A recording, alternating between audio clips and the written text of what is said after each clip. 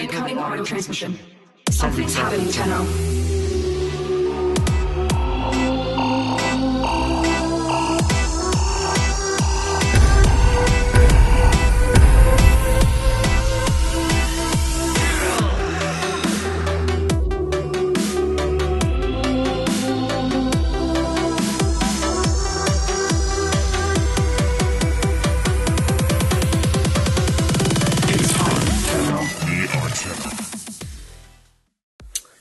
Hello there, ladies and gentlemen, and welcome to another episode of the Warframe Digest, episode 20. Today we'll be going over Devstream 38 and all of its relevant topics. This is going to be the first Devstream I'm going to be recapping since I've started work, so excuse the delays, excuse the tardiness, and excuse the weird compression rate of information I'm trying to get into this new workflow. But, anywho, back into the news. So, this Devstream went and recapped and revised a bunch of topics that have been pretty much spoken about in the that have been spoken about throughout the duration of the game. Basically, let's start off with the most noticeable one of them all. Warframe changes. A lot of Warframes have had changes left and right, ups and downs, pros and cons, yada yada yada, but what was the most recent one? Well, it was Excalibur. Excalibur had some tweaks to his radio blind and how that affected the enemies in a radius, and some people were loving it, some people were hating it.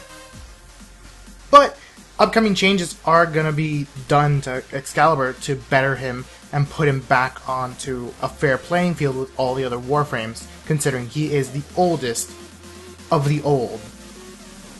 So, some of the changes will be coming to Excalibur in the form of Radio Blind, Super Jump, and Radio Javelin. Radio Blind will start affecting people within visual range using raycasting, which is a technique that actually throws a line, and if any geometry are in between point A and point B, then it will not affect point B.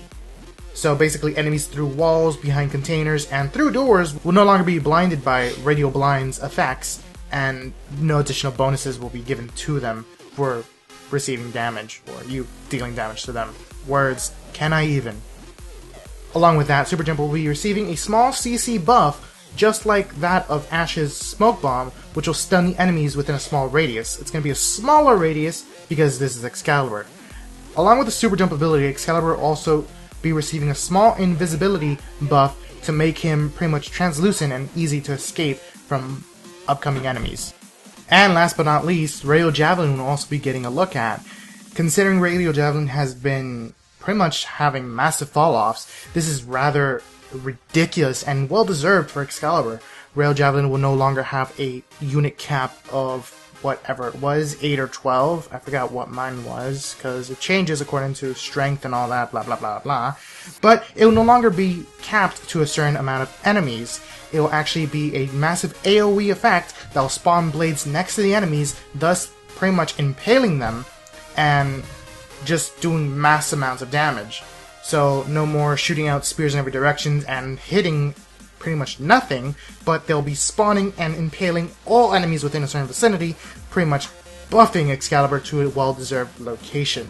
Considering, again, he is one of the oldest Warframes that have pretty much been neglected due to all the upcoming new content. So, finally he's getting some attention. Alongside that, talking about new content and attention, J3 Golem! We haven't heard from him in a while, so what's been going on?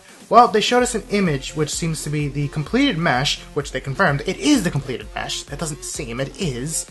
And also, they gave us some upcoming details about J3. Originally, J3 was supposed to be this massive thing that we had to go through a ship, and pretty much the integrity of the whole entire ship and the innards was components of J3. I'm not sure if that's going to be the same or not, but new details did kind of surface saying that his size is larger than Lephantis, which is going to be pretty freaking interesting.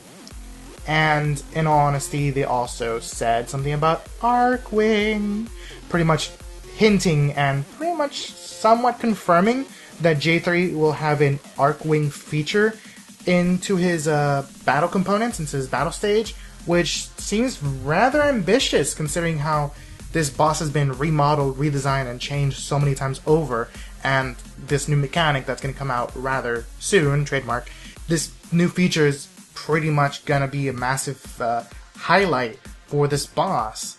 Whether it's going to be good or bad, no one really knows. Considering how Warframe has been progressing, I kinda am enjoying the new bigger multi-stage bosses. So this may go well, it should go well, but time will tell. Along with that, things that have also been in design and pretty much fell off the radar real quickly, but now they're back, is also the Juggernaut, the enemies of the Tenno. The Juggernaut was the first enemy that actually won the contest for the infested portion, alongside the Corpus and the Grineer ones after that. And the Juggernaut was to be this behemoth of a monster that would pretty much run alongside the Ancients and be pretty much bullet sponges or very elusive little enemies shooting poison from distance. The attacks have been proof of concept, and they have been prototyped and displayed to us before in previous dev streams, and seeing this now, the completed mesh, seems rather interesting. I'm assuming it's only missing animation rigging and some minor details before it actually makes it into the full game, and no idea when that will happen either. Speaking of other things that will be making into the full game, but rather slowly and rather small, will be PBR, which is physically based rendering, and this will redesign the whole entire lighting and rendering system in Warframe. Things will actually have very beautiful lighting schemes and reflections and cute little details, and some people are like, what does this mean to me, Dark Freight? Well, it means the game is going to look pretty. It's going to look pretty, it's going to look awesome, it's going to just look phenomenal. Here's an example, here's another example, oh look, it's shiny. Here's another example, oh look, what are those things? Those things I'm not going to go into, because, ooh, secrets! And also, here's a quick before and after. The helmet on the left is actually the current helmet for the Corpus crewman, and it doesn't look the same, but it's pretty much how it looks base. This is the helmet for the crewmen. This is how it's been in the game, and the one on the right is with the whole new PBR system running on it, and it just looks so drastically different, and just seeing it rotate and shine, and just, pretty. Oh, pretty. Another thing they've also been talking about in this revisit was Endgame. What are we doing for Endgame? What is their definition of Endgame? Endgame. You know, the same old. But the keynote for this was, what was their definition of Endgame? And their definition of Endgame is, in my own words, they define it as a system that can be and will be enjoyed by any and all players alike. So in other words, new to veteran players can enjoy this mechanic, and this can start off as early as your first Warframe hitting 30, or to your 20th Warframe hitting 30. It's a mechanic that you can do and keep on doing in pretty much indefinitely to enjoy the game even more. Currently, the only thing the game has for real endgame is the dark sectors, and not many people actually enjoy those. Aside from that, just the massive farm. And what was their first step into this endgame mechanic? Well, sigils. What are sigils? Is it gonna be pretty little glyphs and things? Yes, maybe. Pretty much the sigils they showed us were badges displayed on the front and the back of the Warframes, along with some pretty interesting ones that are actually going to be official sigils. Energy, lightning, flames, yada yada yada yada. And these sigils are a cosmetic extension to the Warframe. But how's that endgame? That's only part. They didn't actually say what the other part was. Most likely it's going to offer some bonuses. I really don't know. But these sigils will be something you will not buy into. So it's not a plat sync. I already see people saying plat sync, plat sync. No, it's not a plat sync. It will be a tiered system, kind of a tree, where you get one sigil and it unlocks other pathways to unlock other sigils, and you can just spread out, branch out, and just get these different sigils to represent your status or your experience throughout the game on the front of your Warframe and on the back. So you can wear it proudly on your chest or just represent on your back whatever you want to represent.